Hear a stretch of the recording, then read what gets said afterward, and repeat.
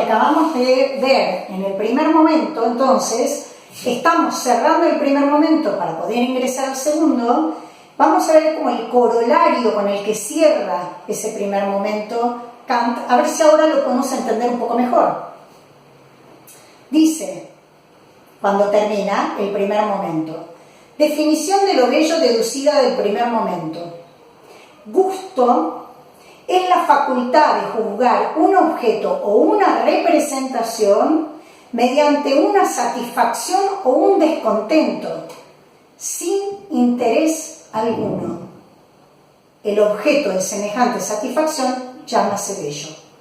Ven que la contemplación, que el juicio de gusto sea contemplativo, va de la mano con esta ausencia de interés. Y eso lo lleva a comparar lo bello con lo bueno y lo agradable, para mostrar lo bello no tiene interés, en cambio lo bueno y lo agradable sí tienen interés, y explica por qué.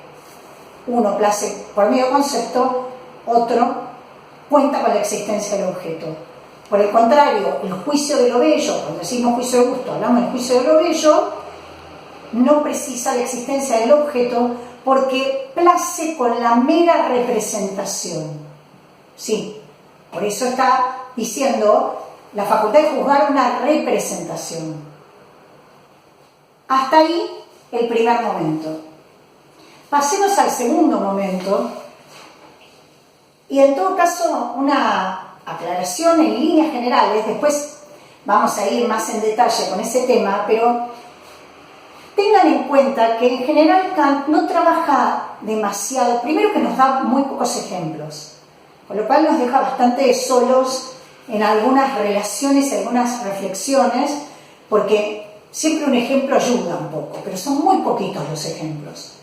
Y después, porque en sus reflexiones, él siempre tiene una preferencia por la belleza de la naturaleza, y no tanto por la belleza artística.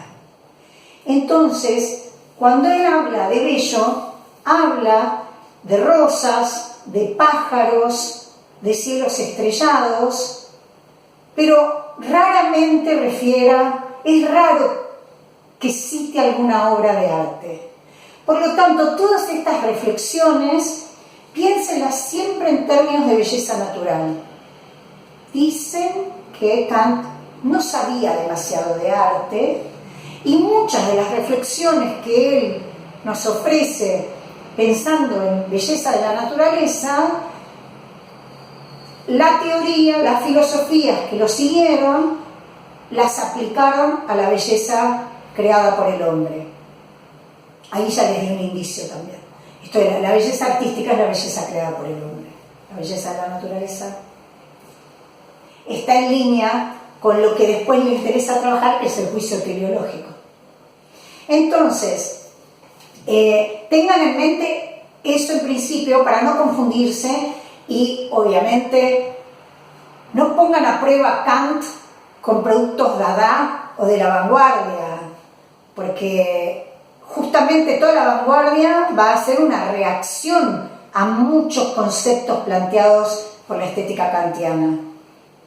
Primero que son productos artísticos de principios del siglo XX, y estamos en pleno siglo XVIII. Pero es interesante porque Kant es un gran provocador para todo el arte del siglo XX, y no es fácil de derribar, no es fácil de refutar en muchas cuestiones. Por eso está tan vigente en pleno siglo XXI, y después, si tenemos tiempo, vamos a referir en qué ámbitos y por qué.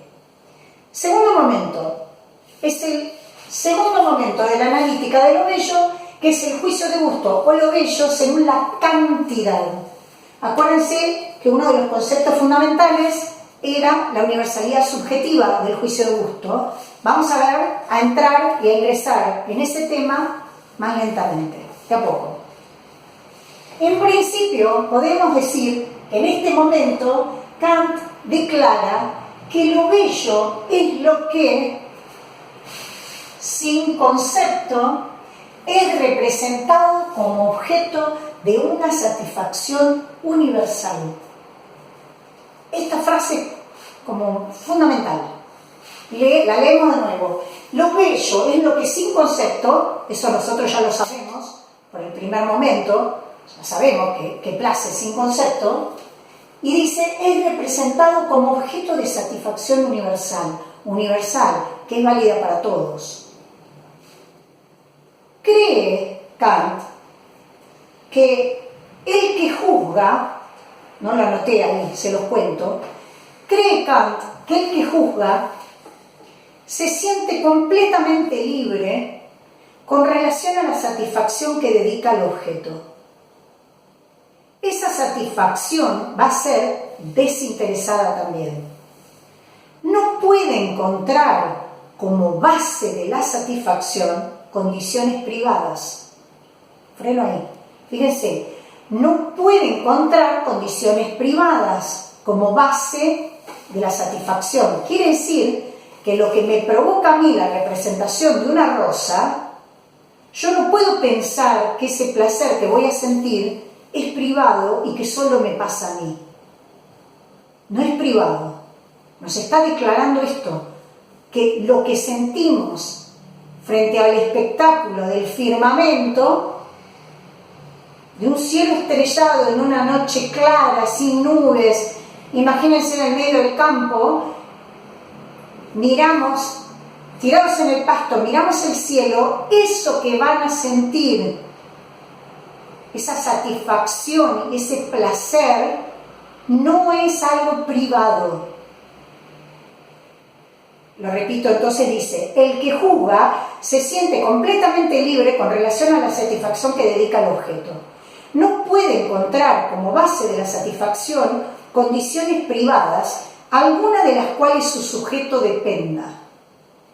Debe, por lo tanto, considerarla como fundada, atención acá, esa satisfacción que sentimos frente a la representación de la rosa, debemos considerarla fundada en aquello que puedo presuponer en cualquier otro.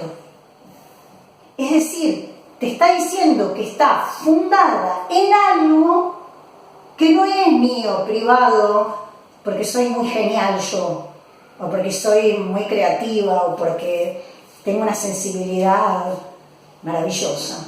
Nada de eso. Eso que sentís, tenés que saber que está fundado en algo que podés presuponer en otros sujetos.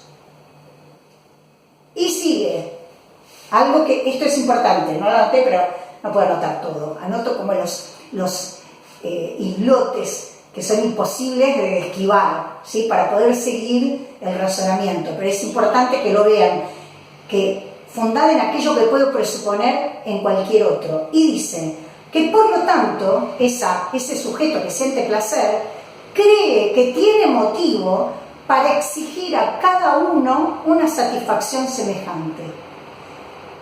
Para ayudarse, ustedes están viendo un espectáculo maravilloso. Si quieren imaginar una película, pero puede ser lo que sea.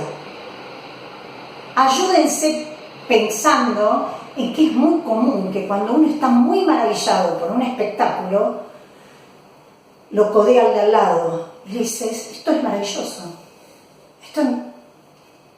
Y esperás que al otro le esté pasando lo mismo. Suponés que le está pasando lo mismo. Es más, si no le pasa lo mismo, es como que no puedes creer. No podés creer que no pueda apreciar y sentir lo que estás sintiendo. Después voy a eso. ¿Qué pasa, según Kant, cuando hay un sujeto que no siente lo que uno siente? Pero ayúdense con esa sensación que tenemos de que no puede ser que esto que yo sienta me parezca a mí solo. Me parezca, no. Vamos a decirlo kantianamente. Lo sienta yo solo. Hablará de lo... Acá, ese sí lo puse, ¿sí? Cree que tiene motivo para exigir una satisfacción semejante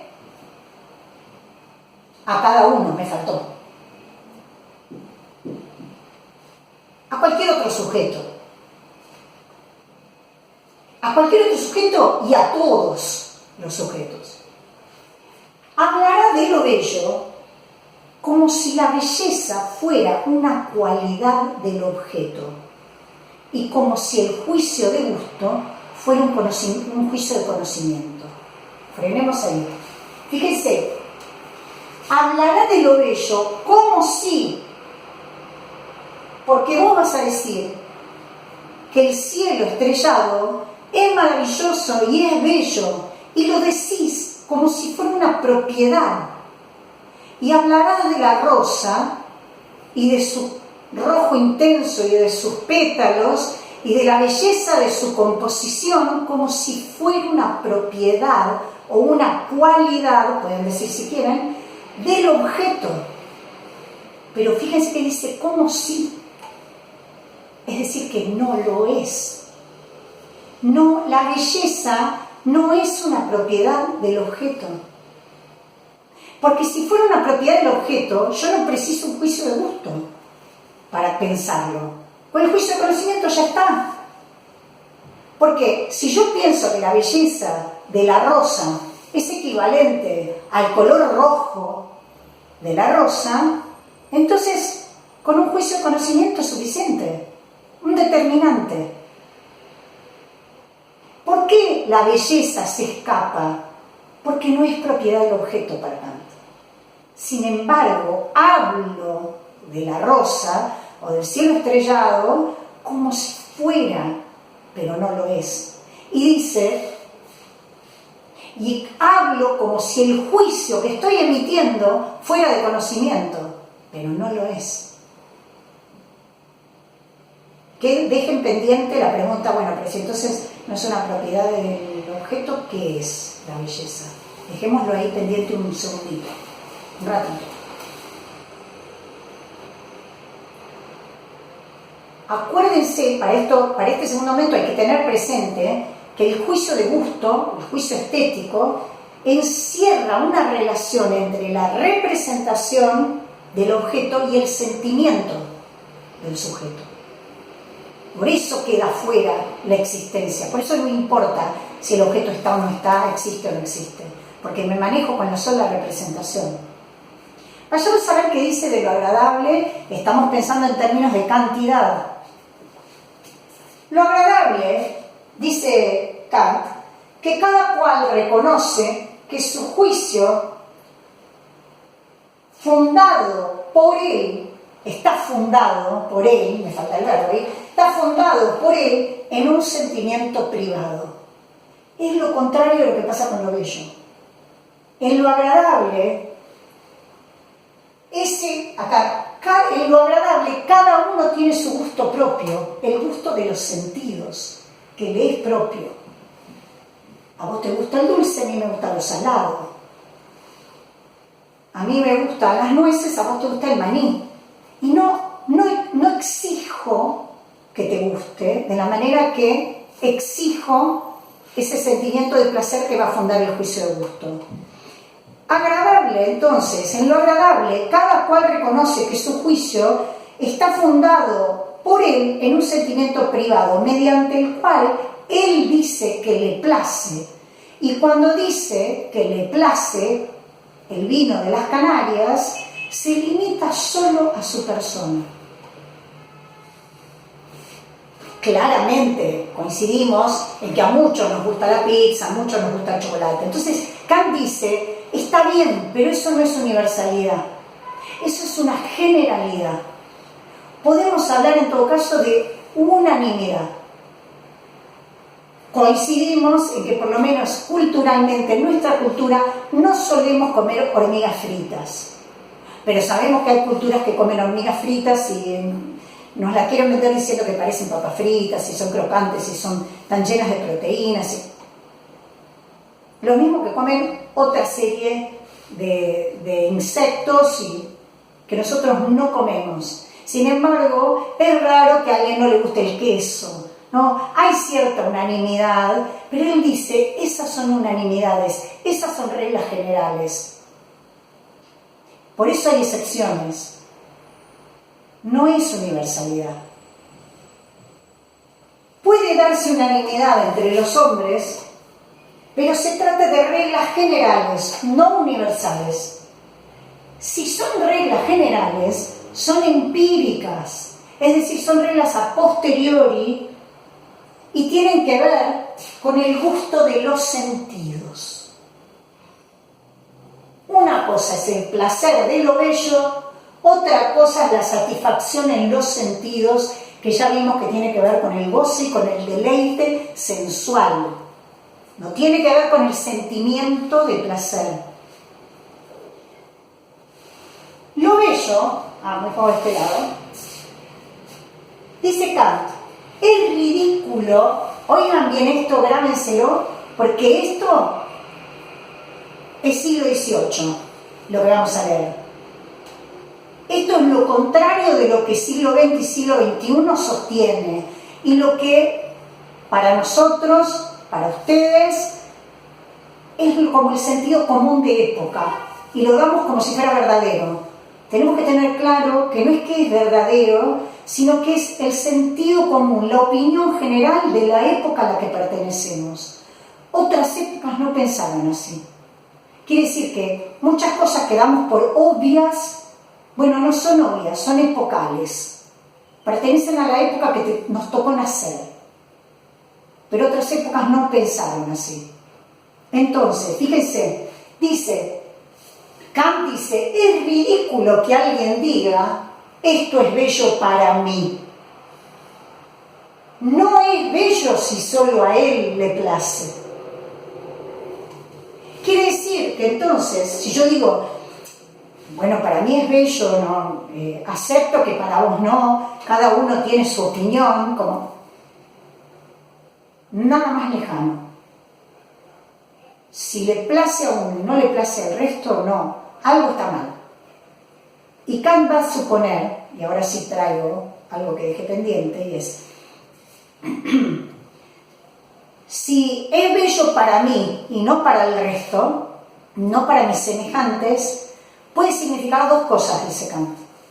O bien, que efectivamente no sea bello, o bien, lo más probable, es que el sujeto que emite el juicio de gusto tiene un problema con sus facultades.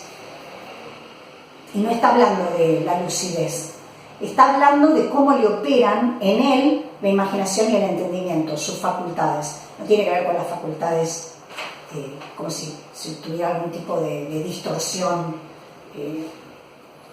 al apreciar un objeto. Es algo que no puede manejar y que tiene que ver con un mal funcionamiento de la imaginación y el entendimiento. Pero lo da como una excepción, así ni siquiera le dedica mucho tiempo. Entonces, no es bello si le place a una sola persona. Y dice,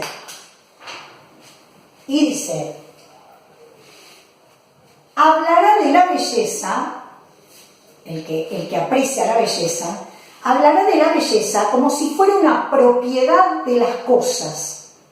Ya lo estuvo diciendo acá, ¿no? Y por lo tanto exige de los otros su aprobación. Pero lo bello es una cualidad de la representación. Y acá está la respuesta a lo que quedó pendiente. Porque acá habíamos dicho que el que juzga lo bello habla de lo bello como si lo bello fuera una propiedad de la flor, de la cosa, del objeto. Y ahora está diciendo, lo bello no es una propiedad de la flor, porque eso implicaría interés en la existencia de la cosa. Lo bello es una propiedad de la representación de la cosa. Recuerden que el juicio de gusto es un juicio reflexionante y que por lo tanto se maneja con el pliegue del sujeto sobre sí. Quiere decir que se maneja entre el sentimiento, por eso el carácter de subjetivo, porque lo siento yo, el sentimiento de placer asociado a la representación de la cosa, de la flor, digamos. Ese es un pliegue sobre mí. Acuérdense que el reflexionante decía, dado lo particular, es decir, el sentimiento de placer, frente a la representación de una flor, dado lo particular, busco para sí, el juicio de gusto busca para sí, no está hablando del sujeto, si el juicio de gusto busca para sí lo universal. Dado lo particular, busca para sí lo universal. Buscar no es encontrar, buscar es pretender, anhelar la universalidad. Esa será la universalidad subjetiva del juicio de gusto. El anhelo de que lo que para mí es bello, lo sea para todos. Continuemos un poco para acá y después vamos retomando. En este planteo, entonces, la belleza es una cualidad de la representación del objeto. Sin embargo, yo hablo de lo bello como si fuera una propiedad del objeto. En cuanto a lo bueno, fíjense que otra vez, así como en el primer momento distinguió lo bello de lo bueno y de lo agradable, en el segundo momento, al trabajar la universalidad subjetiva, otra vez está trabajando lo bello y lo está distinguiendo. Está mostrando el anhelo de universalidad de parte del juicio de gusto, es decir, el juicio de lo bello, está mostrando cómo el juicio de lo agradable solo no va a haber universalidad, sino que hay unanimidad. Y ahora vamos a ver qué dice lo bueno. Porque dice que los juicios del bien o referidos al bien o de lo bueno también pretenden validez universal. Sí hay validez universal. ¿Sí? Por algo, en algún momento, cuando presentamos la crítica a la razón práctica, les mencioné el imperativo categórico, que es válido para todos los casos. Pero ¿cuál es la gran diferencia? En que es una validez universal basada en conceptos. En cambio, el juicio de lo bello place sin conceptos, porque es un sentimiento. No se piensa lo bello, se siente y se emite el juicio de gusto, pero no hay conceptos. Yo no preciso saber qué cosa es la rosa para que me plazca. No importa, no preciso saber cuál es su definición, en qué consiste. Me place, no preciso entenderla, por eso no preciso conceptos. Qué interesante, ¿no? Digo, porque en términos de arte conceptual, más adelante, ¿no? Un arte que todavía Kant no tenía a mano, y sin embargo está trabajando con la idea de que la ausencia de conceptos es clave en el juicio de lo bello. Dice entonces de lo bueno. Los juicios de lo bueno también pretenden tener validez para todos, pero el bien es representado como objeto de una satisfacción universal solo mediante un concepto. Que entonces el placer de lo bueno no es un sentimiento, está basado en conceptos, y eso es lo que lo distingue de lo bello. El juicio de gusto requiere, el juicio de gusto, el juicio de belleza, requiere y pretende alcanzar reglas universales. Sí, hay en algún momento dice, la validez de universalidad del juicio de gusto no puede nacer de conceptos, pues no hay tránsito de los conceptos al sentimiento de placer y dolor. Esto es muy interesante por muchas razones, porque entonces lo interesante y lo llamativo es que está deslindando el sentimiento de lo que uno puede comprender. Y con eso en algún punto nos libera también, porque aunque no estés de acuerdo, igual algo te puede gustar, puedes sentir placer, como si fueran conductos que no se intersectan, ¿no? Uno puede comprender, y aunque comprende igual no siente placer, y al revés también. Pero a veces también lo comprendés y sentís placer, y eso es lo que puede confundir. Pero está diciendo Kant que el juicio de la validez de universalidad del juicio de gusto no puede nacer de conceptos, pues no hay tránsito de los conceptos al sentimiento de placer y dolor.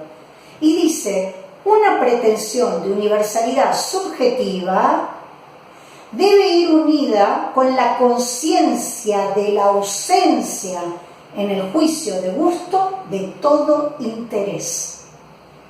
La formulación parece como muy críptica, pero piénsenla despacito, es todo lo que estuvimos viendo. Está diciendo, pero de un modo maravillosamente riguroso, lo que venimos diciendo, que el juicio de gusto es desinteresado. Y está diciendo que esa universalidad subjetiva no puede ir unida sino debe estar unida al desinterés. No es más que eso, pero fíjense el modo de la construcción, eso hace que sea tan difícil a veces de leer de corrido Kant. Lo leo de nuevo despacio. Dice, una pretensión a universalidad subjetiva. ¿Cuál es la universalidad subjetiva? La del juicio de gusto, que es subjetiva porque no es la universalidad de los juicios de la ciencia, no es la universalidad de los juicios de conocimiento. Es otro tipo de universalidad. ¿Por qué? Porque no la puedo confirmar nunca. Porque no puedo ir por el mundo preguntándole a todo el mundo si sintió placer frente a la rosa igual que yo. Pero sí puedo suponer que si son todos sujetos, todos tienen la misma infraestructura a priori que yo, y que entonces quizás todos estemos operando de la misma manera. Pero eso lo puedo suponer, pero no lo puedo confirmar. Entonces la universalidad del juicio de gusto es una pretensión de universalidad. Es un anhelo de universalidad. Pero no la puedo confirmar. Por eso se denomina subjetiva.